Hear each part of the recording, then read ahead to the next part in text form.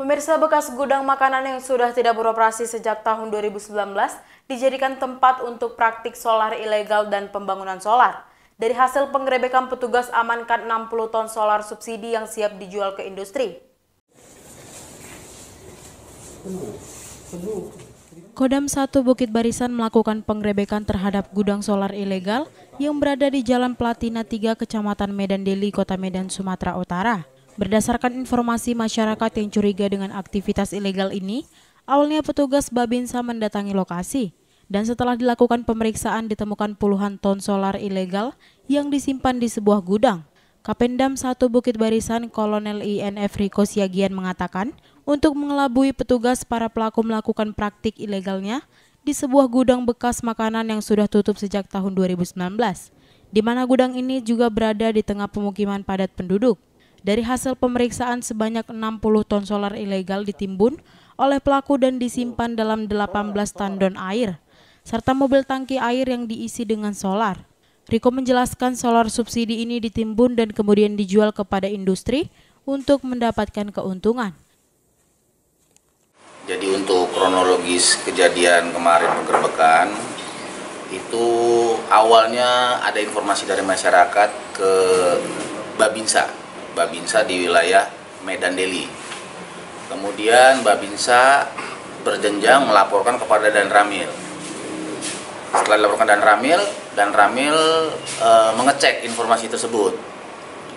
Setelah mengecek dan ada indikasi penimbunan BBM, Danramil Medan Deli melaporkan kepada Dandim. Setelah itu Dandim memerintahkan Pasi Intel beserta beberapa anggotanya untuk menuju ke TKP. Nah, demikian untuk prosedurnya. Baik, untuk barang bukti yang kita temukan di lapangan ada banyak ya. Untuk jumlah BBM-nya lebih kurang 60 ton. 60 ton itu ada yang di dalam tangki, ada yang di dalam drum, 12 drum, termasuk ada juga satu tangki di mobil tangki, ya, lebih kurang 5 ton, tangki 5 ton. Total 60 ton semuanya. Kalau untuk minyaknya kita serahkan kepada kepolisian sumbernya. Yang pasti pada saat kita penggerebekan, tempat yang kita gerebek itu bukan pangkalan BBM ataupun ini. Dia bekas gudang jelly, penjualan jelly, sugar. Jadi makanan. Nah, itu digunakan. Demikian. Pada saat kejadian, untuk orang atau pelaku sudah lari, kabur. Jadi kita hanya menemukan barang bukti saja di lapangan, termasuk truk. Identitasnya kita masih serahkan ya kepada pihak kepolisian.